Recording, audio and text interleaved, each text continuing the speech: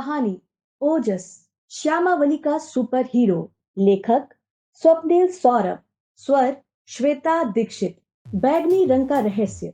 वह नदी के किनारे बैठकर सेब खा रहा था। ओजस, ओजस स्वरूप, एक लड़के ने चिल्लाया। यह उसका मित्र समीर था, जो हर समय कुछ न कुछ रोमांचक कार्य करने के लिए आतुर रहता था। मैं यहाँ हूँ समीर, पानी में पत्थर फेंक रहा हूँ। तुम्हें भी खेलना है? देखो ये पत्थर, ये एकदम गोल गुलाबी रंग के हैं। ये चमक भी रहे हैं। ओजस, चलो खेलते हैं। लड़कों ने पूरे दिन नदी में पत्थर फेंकते बिता दिए। प्रतिस्पर्धा हो रही थी कि कौन कितनी दूर फेंक सकता है। शाम हो गई, जो अपने साथ सितारे और ग्रीष्मकालीन ताजगी भी लेकर आई। लड़के पत्थरों के साथ व्यस्त थे। अब ओजस की आखिरी बारी थी फेंकने की। वह गुलाबी पत्थरों की खोज करता रहा, लेकिन उसे कोई गुलाबी पत्थर नहीं मिले। दोनों दोस्त नदी के किनारे से बस जाने ही वाले थे कि ओजस की नजर दो टूटे हुए गोलों के बीच एक बड़े बैगनी रंग के चमचमाते पत्थर पर पड़ी। कुछ तो आश्चर्यजनक वाली बात थी पत्थर के उस टुकड़े के बारे में, जो नजर उस पर से हटने नहीं पा रही थी। ओजस ने इसे नदी में फेंकने से इनकार कर दिया और भारी मन से समीर को जीतने दिया। घर की ओर चलते हुए ओजस बहुत उलझन में था, क्योंकि उसे उस रहस्यमय चमकते पत्थर की सच्चाई को उजागर करना था। पुकार। सुबह लड़के के बिस्तर के पास उस चमकती हुई वस्तु के लिए उसकी जिज्ञासा के साथ ही सूर्योदय हुआ। वह एक अनूठी सनसनी महसूस कर रहा था और उस चमकदार पत्थर के बारे में जानना चाहता था कि उसमें इतना असामान्य क्या था। ओजस पूरी तरह भूल गया था कि उसे उस दिन उसके लिए एक विशेष आश्चर्य उसकी प्रतीक्षा कर रहा था। थोड़ी देर बाद अत्यधिक स्वादिष्ट भोजन की सुगंध ओजस के सभी विचारों में बाधा डाल दी। स्वादिष्ट बिरयानी, उसके पसंदीदा पनीर मक्खन मसाला, लौ समृद्ध पालक करी, राजमा, पराठा, आम की लस्सी और अन्य विभिन्न प्रकार के खाद्य पदार्थ भोजन की मेज पर उसका इंतजार कर रहे थे। ओजस ने अपने कपड़े पहने और भोजन कक्ष में चला गया। आज वह पूरे 4 साल का हो गया था और उस दिन उसे बहुत सारे उपहार मिले थे। उनके माता पिता खुश थे, लेकिन वे समझ नहीं पा रहे थे कि लड़का इतना परेशान क्यों है। ओजस ने अपने चचेरे भाइयों और दोस्तों को खेलते देखा और देखा कि वे कितना मजा कर रहे थे। उनके पास बताने के लिए हमेशा साहसिक कार्य और रोमांच से भरी कहानियां होती थी। वह छोटा सा लड़का उनके जैसा बनना चाहता था। कहीं भी जाकर लोगों की मदद करना ही मानो उसका जीवन था। उस सुबह ओजस बाहर गया और पत्थर को रगड़ते हुए उसने उस पर खुदा हुआ एक अजीबोगरीब शिलालेख को उजागर किया। वह अक्षरों को समझ नहीं सका, इसलिए उसने पत्थर को एक तरफ से दूसरी तरफ पलटकर देखा, परंतु जैसे ही सूर्य की किरणें उस लिखावट पर पड़ी, एक उड़ते हुए जीव की तस्वीर हवा में दिखाई दी, जो उसके अपने शहर श्यामावली को निर्दयता पूर्वक ध्वस्त कर रही थी। लड़का डर गया था, लेकिन इस घटना के बारे में किसी को नहीं बताया। जितना ही अधिक समय वह उस पत्थर के साथ बिताता, उतना ही अधिक उसे लगता था कि यह उसके लिए एक पुकार। ओजस को अभी तक नहीं पता था कि क्या करना है या कैसे, कौन सा कार्य करना है, लेकिन निश्चित रूप से महसूस किया कि यह कुछ महत्वपूर्ण था, कुछ ऐसा जो सिर्फ उससे अपील करता था। जिम्मेदारी। यह एक मध्यकालीन महल की तस्वीर थी, जो इसकी नींव में नष्ट हो गई थी। ओजस थकावट महसूस करते हुए उस पृष्ठ को पलटा। ओजस, मेरे लड़के, तुम बगीचे में अपने पिता के काम में उनकी मदद क्यों नहीं करते? उसकी माँ रूपाली ने प्यार से पूछा। लड़के ने जवाब दिया, लेकिन माँ, मैं नहीं चाहता। क्यों नहीं हम अपना जीवन लापरवाही से जिएं? क्योंकि तुमको अपने परिवार की देखभाल करनी चाहिए और जिनके लिए तुम्हारा प्यार है वह तुम्हारी जिम्मेदारी है, माँ के शब्द थे। ओजस ने चारों तरफ देखा और पाया कि फर्श पर कुछ फर्नीचर, एक टेबल, एक अलमारी और कुछ खिलौने पड़े हैं। यह सब उसके थे, लेकिन यह सब एक साथ कैसे आए और अपने घर में कैसे दिखाई दिया? लड़के ने अपनी खिड़की के रंगीन शीशे से अपने पिता को देखा, जो भूमि पर काम कर रहे थे। मिट्टी पूरी धूल और कीचड़ से सनी थी। कुछ फसलों में वृद्धि भी थी। ओजस समझ गया, वह अब अपने छोटे से बिस्तर के नीचे छुप नहीं सकता था। यह एक छोटे बच्चे के लिए बड़ी चुनौती थी। एक फावड़ा लेकर ओजस बाहर चला गया। जंगली घास पात किसी भी प्रतिरोध का सामना कर रहे थे, इसलिए बहादुर ओजस को अपनी सारी शक्तियों को जुटाना था ताकि वह उन्हें दूर कर सके। ओजस तब तक जमीन को धैर्य पूर्वक कोड़ता रहा जब तक फावड़ा उसकी हथेली को चोट पहुंचाते हुए टूट नहीं गया। यह छोटा सा लड़का दर्द से कराह रहा था, किंतु साहस पूर्वक परेशानियों का सामना करते हुए अपने पैरों पर अड़ा रहा। ओजस! किसी ने पीछे से बुलाया। यह समीर था, जो बहुत उत्साहित होकर अपने दोस्त की तरफ दौड़ा आ रहा था। क्या है समीर? ओजस, मुझे एक और चमकदार पत्थर मिला है और मुझे लगता है कि इस पर तुम्हारा नाम लिखा है। लड़कों ने पत्थर की जांच शुरू कर दी। शाम तेजी से ढल रही थी, परंतु उन्होंने ध्यान नहीं दिया। चुनौतियाँ। सालों साल बाद श्यामावली में सूखा लौट आया था। साधारण लोग और किसान परेशान थे। तब एक दिन बैंगनी वस्त्र में एक बूढ़ा आदमी शहर में आया। उसने खुद को बाबा बताया। वह लंबा और भूरे बालों वाला एक महान व्यक्ति दिखता था। उसके चेहरे पर झुर्रियों ने तीलों की बहुतायत सी बना ली थी। धीरे धीरे चलते हुए वह एक बगीचे में पहुंचा, जहां 5 वर्ष की उम्र का एक लड़का जामुन के पेड़ के नीचे बैठा था। ओजस, बूढ़े आदमी ने कहा। लड़के ने उसकी तरफ मुड़कर देखा। ओजस, तुम एक बहुत अच्छे दिल वाले लड़के हो। जब भी तुम्हारे माता पिता को तुम्हारी जरूरत हुई, तुमने उनकी मदद की। तुम एक महान दोस्त हो, और इससे अधिक जो मैं देख रहा हूँ वह यह कि तुम अपने लोगों के लिए एक असली नायक साबित हो सकते हो। मैं? लड़के ने हंसकर कहा। बच्चे ने आगे कहा, मैं एक भूस्वामी के बेटे के अतिरिक्त कुछ भी नहीं हूँ। नहीं ओजस, तुम गलत हो। तुम्हारे पास अपने खून में महान पूर्वजों की शक्ति है, और यदि तुम मेरे द्वारा ली गई परीक्षा पास कर सको तो मैं तुम्हें और शक्ति देने के लिए तैयार हूँ। लड़का आश्चर्यचकित और चुप था। वह स्वीकृति में बस अपना सर हिला भर दिया। तुम्हें 2 पत्थरों को 3 दिनों तक पकड़ना होगा और उन सभी सामुदायिक कार्यों के बारे में सोचना होगा जिन्हें तुम पूरा कर सकते हो। यदि तुम तीसरे दिन परीक्षा पास करते हो तो इन तितलियों की तरह पत्थर तुम्हारे हाथों से उड़ जाएंगे, लेकिन इसके बदले मैं तुम्हें जो दिया जाएगा वह शक्ति है। उस बाबा ने कहा। लड़का सहमत हो गया। पहला दिन शुरू हुआ और यह वर्णित कार्य की तुलना में बहुत आसान लग रहा था।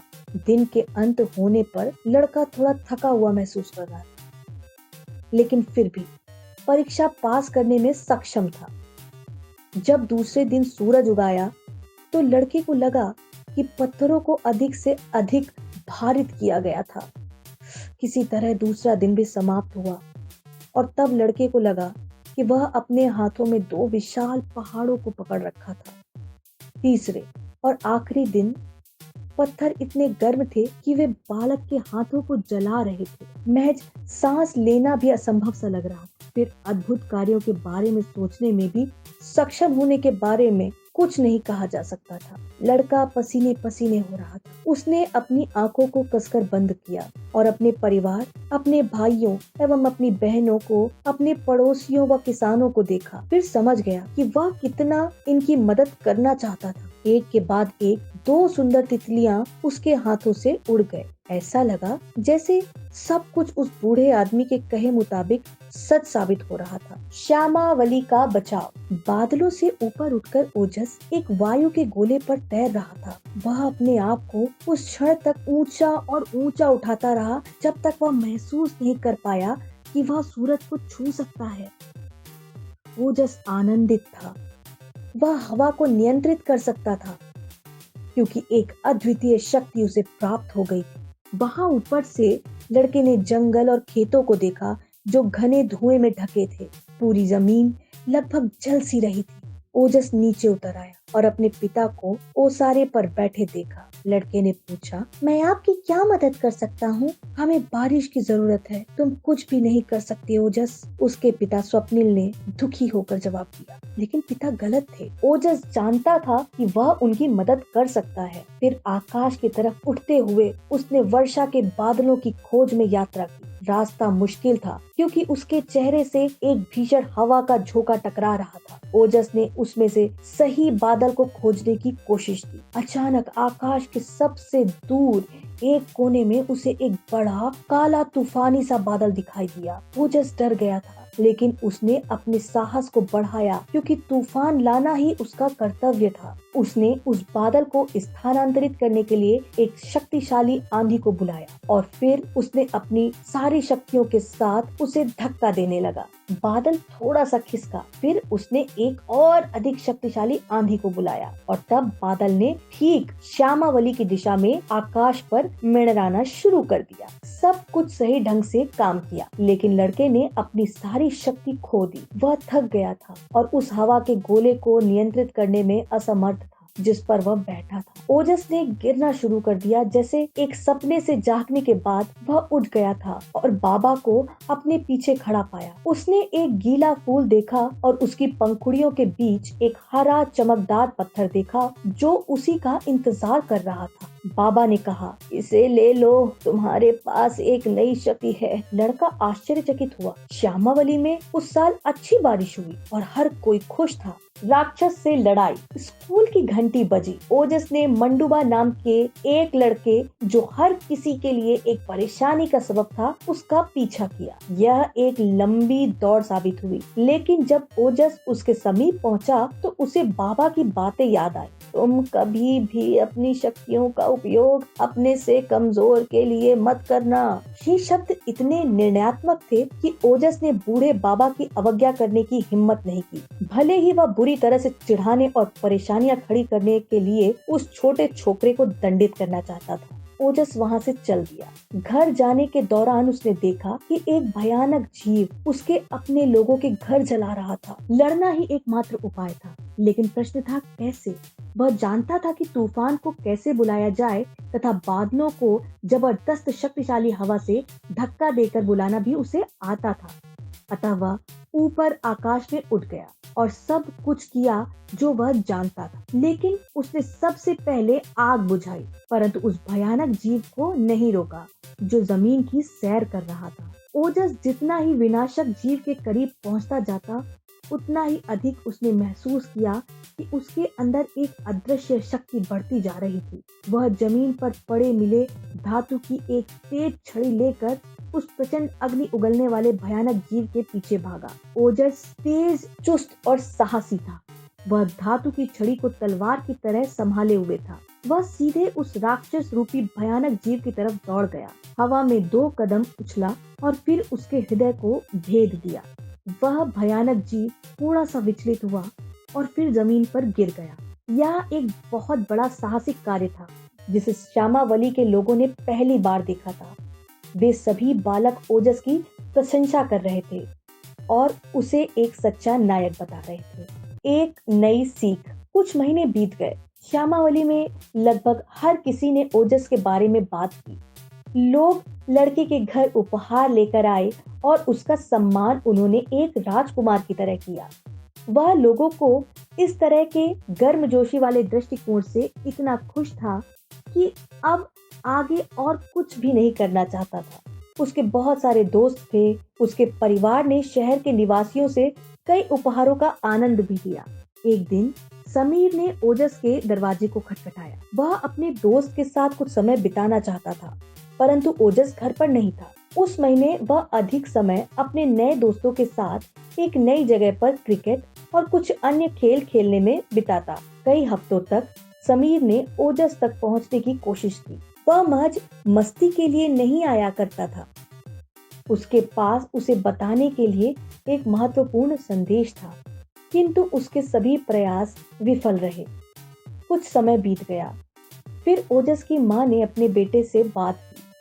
तुम जानते हो मेरे लाडले, तुम्हें शायद समीर के पास जाना चाहिए और उससे बातें करनी चाहिए। वह अक्सर आया करता था, लेकिन तुम हमेशा दूर थे। मैं माफी चाहता हूँ माँ, मुझे यह नहीं पता था, लड़के ने जवाब दिया। ठीक है, तुम नहीं जा सके, लेकिन अब बेहतर है तुम जाओ और उससे बातें करो। लड़का अपने दोस्त की तलाश में निकला, लेकिन वह उसे कहीं भी नहीं पा सका। आखिरकार वह समीर के घर पर पहुंचा और चाची निकिता को रोते हुए देखा।